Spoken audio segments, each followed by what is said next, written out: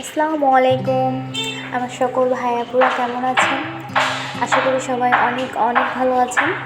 আপনাদের দোয়ায় আর আল্লাহর অশেষ রহমতে আমিও ভালো আছি। আর নতুন করে বলা লাগবে না আমি কোথা থেকে বলছি। হ্যাঁ, আমি ময়মনসিংহ থেকে বলছি। আমি খুলনার মেয়ে। তো যাই হোক, আজকে ব্লগটা শুরু করলাম সকাল সকাল।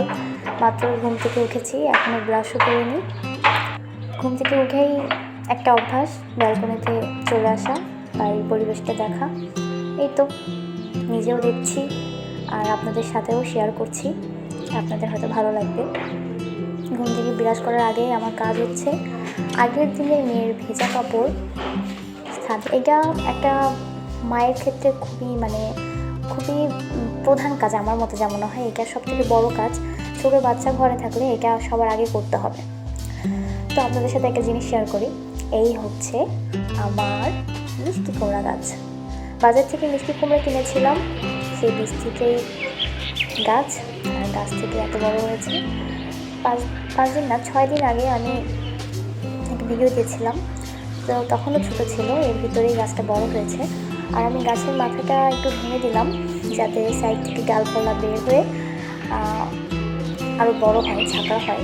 আর আরেকটা জিনিস লক্ষ্য করবেন, গাছের পাতার প্রত্যেকটা গোড়া থেকে কিন্তু ফুলের কড়ি আসছে। আর এটা দুর্ভাগ্যবশতই সবগুলোই পুরুষ ফুল।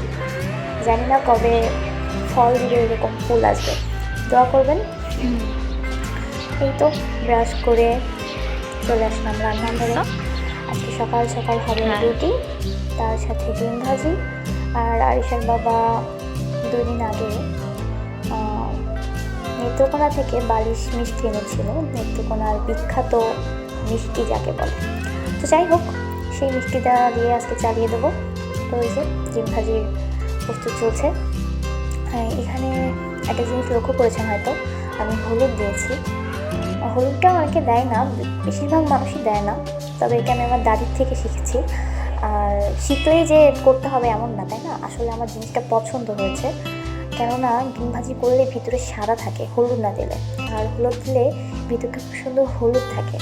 আমরা বাঙালি মানুষ, তো আমাদের তো হলুদ খেয়ে অভ্যাস বেশি না, প্রত্যেকটা জিনিসই হলুদ লাগবে, হলুদ না হলে হয় না। তো ওইভাবেই আমিও হলুদ দিয়ে ডিম ভাজি। মাঝে মাঝে যখন খুব বেশি তাড়া থাকে তখন হলুদ দিই না, তবে মনটা ভালো থাকলে একটু হলুদ। কত সুন্দর কালার আসছে, এটা আমার খুব ভালো লাগে, এই জন্য আমি হলুদ ইউজ করি। আর এই তো আমার নাস্তা রেডি, নাস্তা শেষ। তারপর মেয়ে উঠেছে, তখন খুব সম্ভবত 10:30 বাজে। ঘুম থেকে উঠে নিয়ে আসলাম একটু মাইন্ড ফ্রেশ করার জন্যে পাখির কাছে। শেষে নানা রকম কথা বলছে, পাখিদের ডাকছে, আঙুল দিয়ে ডাকছে, যাই হোক বেশ মজা নিচ্ছে। আজকে বাইরে আবহাওয়াটা আগেই বলছি অনেক ভালো, অনেক ভালো। শীতকালে রোদ না থাকলে একটু ভালো লাগে না, আমার পাখি ভয় পাবে। আর যদি থাকে কুয়াশা তাহলে তো দিনটা একেবারেই মাটি। বাচ্চাদের কাপড়ও শুকানো যায় না, আর রান্না বান্নাও করতে মন চায় না, না মন চায় খাইতে, না মন চায় শুইতে। তো যাই হোক, আমার ভাষাটা আমি বলে ফেললাম, খুলনার ভাষা। তো সকালে যতই সেভ করে যা করি না কেন, কিছু না কিছু খাবার নষ্ট হবে। তো আজকেও হলো অন্য দিনের মতো। কালকে রাতে চা বানিয়েছিলাম, সেটা চার যে লিকারটা ছিল ওটা আমি আর ফেলিনি, চা পাতি যেটা, ওটা আমি চা পাতিতেই রেখে দিয়েছিলাম, মানে চার ছাঁকনিতেই রেখে দিয়েছিলাম। ওটা আর ফেলানো হয়নি বা আমার গাছের গোড়া দেওয়া হয়নি। তো এখন মনে হলো যে দিয়ে আসি, তো ওই জন্য দিতে আসলাম। আর আপনারা দেখতে পাচ্ছেন যে আমার মরিচ গাছে মরিচ ধরেছে। সবাই দোয়া করবেন যেন অনেক মরিচ ধরে, আমার যেন মরিচ আর কিনে খাওয়া না লাগে, ঠিক আছে? কালকে আরিশার বাবা আরিশার জন্য কমলা লেবু এনেছিল, সেগুলো আমি রাত্রে আর কিছু করিনি। আলসেমিতে লেপের ভিতরে একবার ঢুকলে আর মন চায় না বের হই। তো এখন রান্না করার আগে এগুলো গুছিয়ে নিচ্ছি, রান্নাঘরটা একটু ফাঁকা করে নিচ্ছি। আমার যেহেতু অনেক ছোটো রান্নাঘর, তাই মনে হলো যে আগে কাজগুলো করে নিই। তো সব কাজ করে চুলার কাছে চলে আসলাম। আজকে রান্না করবো ডাঁটার শাক দিয়ে, আলু দিয়ে, পাঙাশ মাছ। অনেকে হয়তো পাঙাশ মাছ খান না, আমিও একসময় খেতাম না, কিন্তু শ্বশুরবাড়িতে যখন গেলাম তখন দেখি শ্বশুরবাড়ি এলাকার পাঙাশ মাছটাই হচ্ছে বিখ্যাত মাছ। যাই হোক, তারপরেও খেতাম না। তারপর আরিশা যখন আমার পেটে আসে, আমি যখন প্রেগনেন্ট হই, তখন প্রেগনেন্সিতে আমার খুব পাঙাশ মাছ খেতে মন চাইছিল। তো আর কি, সেই থেকেই শুরু হয়ে গেল পাঙাশ মাছ খাওয়া।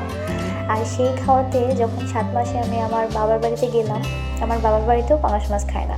মানে পাঙাশ মাছের যত ভালো করে রান্না হোক, একটা গন্ধ থাকে। তো আমার বাবার বাড়ির মানুষও আমার জন্য পাঙাশ মাছ খাওয়া শিখে গেল। জীবনে কত বড় উন্নতি করে ফেলেছি না।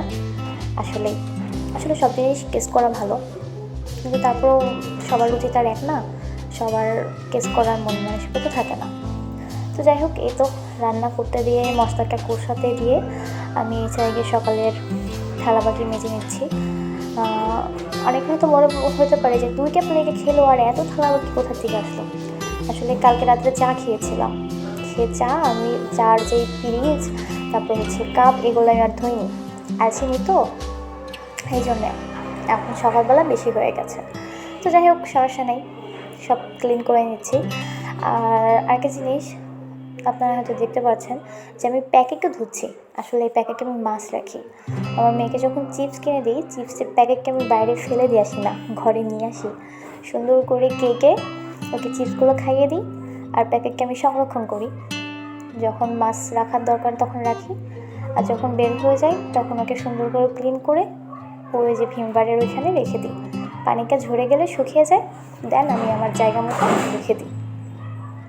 এই তো মশলা কষানো হয়ে গেছে, এখন শেষ রান্নাটার পালা। আমি ডাঁটাগুলো দিয়ে দিলাম। আজকে ডাঁটাগুলো অনেক নরম ছিল আর পাতাগুলো অনেক ভালো ছিল, নরম ছিল। তাই ভাবলাম টাকা দিয়ে তো কিনেছি, নাকি ফেলে দেবো কেন। আমি কিন্তু খুব হিসাবি।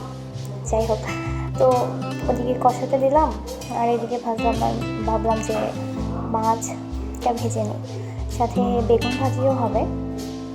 তো 4 পিস বেগুন আর কি, আর একটা বেগুন বড়ই ছিল, তো 4 পিস করেছি, আর বাকিটা মাছের ভিতরেই দিয়ে দেবো। ওটা যদি এখন বাইরে রেখে দিই তো ওটা শুকিয়ে যাবে, শুকিয়ে গেলে আর কি পরে খাওয়া যাবে না। আর কি খাওয়া যাবে হয়তো, অনেকেই খেতে পারে, কিন্তু ওটা দেখতে কেমন যেন একটা লাগে। তো যাই হোক, রেখে দিয়ে লাভ কি। আজকের রান্নাটা শুধু দুপুরের জন্যই। অনেকের মনে হতে পারে এতটা তরকারি শুধু দুপুরের জন্যে। আসলে আমার হাজব্যান্ড আর আমি একটু তরকারি বেশি খাই, তরকারি কম হলে গলা দিয়ে ভাত নামি না, এই জন্যেই একটু তরকারি বেশি লাগে। আর একবেলার জন্যে 4 পিস না, আসলে আমাদের দুজনের 2 পিস, মেয়ের জন্য 1 পিস, আর সন্ধ্যার সময় ওকে আবার 1 পিস দেবো, এই জন্য। তো যাই হোক, রান্না করতে করতে সাথেই ক্লিন করে নিচ্ছি, এতে করে আমার সেই থালাবাটি মাজার ঝামেলাটা থাকে না। আর আমার রান্নাঘর যেহেতু একদমই ছোট, আমি যদি রান্নাঘরের মাঝখানে দাঁড়িয়ে 2 হাত মেলে দিই, তারপরেও আমার 2 হাত মেলতে পারে না। একটা হাত মেললেও আমার রান্নাঘরে লেগে যায়, এতটাই চিকন বা এতটাই ছোট। আজকে আমার অনেক খুশির একটি দিন। সেই খুশির দিন আমি অন্য একটি ভিডিওতেই আপনাদের জানাবো। আজকে যদি জানাই তো ভিডিওটা আমার কাছে মনে হয় অনেক বেশি বড় হয়ে যাবে। যাই হোক, আজকে যেহেতু শুক্রবার আর একটা খুশির দিন, এই 2টা তো আছেই, আর তার সাথে আছে আজকে বছরের শেষ দিন। তো এই 3টা একসাথে মিলিয়ে তো একটা পিকনিক প্রয়োজন বা একটু ভালো খাওয়া দাওয়া প্রয়োজন। তো আজকে রাত্রে একটু ভালো খাওয়া দাওয়া হবে, এই জন্য দুপুরবেলা এতেই চালিয়ে দেব। আর রাত্রে একটু অন্য কিছুর চিন্তা আছে। তো যাই হোক, থালাবাকি কিন্তু আমি মাজতেই আছি। একটু চিন্তা করুন যে এই থালাবাকিগুলো যদি সব একসাথে হতো, এই যে আমার আমার সিঙ্কের পাশে একটু জায়গা নেই, আমি কোথায় রাখতাম? আপনারা হয়তো লক্ষ্য করেছেন, আমি নিচে কড়াইটা রেখে তারপর অন্য থালাবাকি মেজেছি, কড়াইটা রাখারও জায়গা নেই। যাই হোক, কি সুন্দর ঝকঝকে চকচকে হয়ে গেল না। আর কড়াই থেকে নামিয়ে আমি ওইটাতেই রেখেছি। তো সাথে সাথে আমি রান্নাঘর ক্লিনও করে নিচ্ছি, সব একসাথে হয়ে যাচ্ছে। তাহলে এটা ফেলে রাখলে পরে আরও বেশি ঝামেলা হয়। আর এই দেখুন, চোর ধরা পড়েছে। আমি তো কাজে মহাব্যস্ত, আর এর মধ্যে আমার অকাজ করছে। অকাজ হচ্ছে কোথা থেকে তেল পেয়েছে, সেই তেল ওখানে লেপেছে। ওর মার কাঁচা ঘর, তো ওর বাবা মার কাঁচা ঘর দিয়ে লেপে ও হচ্ছে তেল দিয়ে লেপে দিয়েছে। হ্যাঁ, খুবই বাজে। পরে আমি তোমার ধরে মারি, খেয়ে দৌড় ধুরন্ধ। এবার পলান দিছে, ঠিক আছে। আমি মাঝে মাঝে আমার খুলনার ভাষা বলবো, আপনারা কেউ কিছু মনে করবেন না, কারণ আমি তো খুলনার মেয়ে, আমার খুলনার ভাষাটা চলেই আসবে। তো এই যে চুলার অবস্থা, কি সুন্দর। একে এখন ঝকঝকে করতে হবে, ঠিক না? এটাকে এখন ঝকঝক করে ফেললাম। বাহ, সুন্দর না? ম্যাজিক। আসলে এটা ম্যাজিকের মতো মনে হলেও কিন্তু ম্যাজিক না, এটা পরিষ্কার করতে অনেক কষ্ট। যাই হোক, হয়ে গেল আমার রান্না বান্না, রান্নাঘর পরিষ্কার সব একসাথেই করে ফেলেছি। আর এদিকে আমার মেয়ে হেজাব পরে রেডি, ওর বাবা নামাজ পড়তে গেছে, আর ও হেজাব নিয়ে বের হবে, ও একটু ঘুরতে যাবে। আমার গোসল হয়ে গেছে, সবই হয়ে গেছে। তো আজকে আর ভিডিও বড় করব না, ওর সাথে একটু খেলবো, ওর সাথে একটু সময় কাটাবো। ওকে দোলনাতে উঠিয়ে দিয়েছি, ও দোলনাকে খুব পছন্দ করে, একবার দোলনাতে উঠলে আর নামতে চায় না। তো ওকে নিয়ে একটু খেলবো, আর ওর বাবাও চলে আসবে। আজকের ব্লগটা আমার এই দুপুর পর্যন্তই। রাত্রের ব্লগটা আমি রাত্রে একটা ব্লগ করব, সেটা আমি ইনশাল্লাহ কালকে দেবো। আজকে এই পর্যন্তই, সবাই ভালো থাকবেন, আল্লাহ হাফেজ। আর হ্যাঁ, আমার চ্যানেলকে সাবস্ক্রাইব করতে অবশ্যই ভুলবেন না। আর ভালো লাগলে একটা লাইক কমেন্ট তো দিতেই পারেন। আল্লাহ হাফেজ।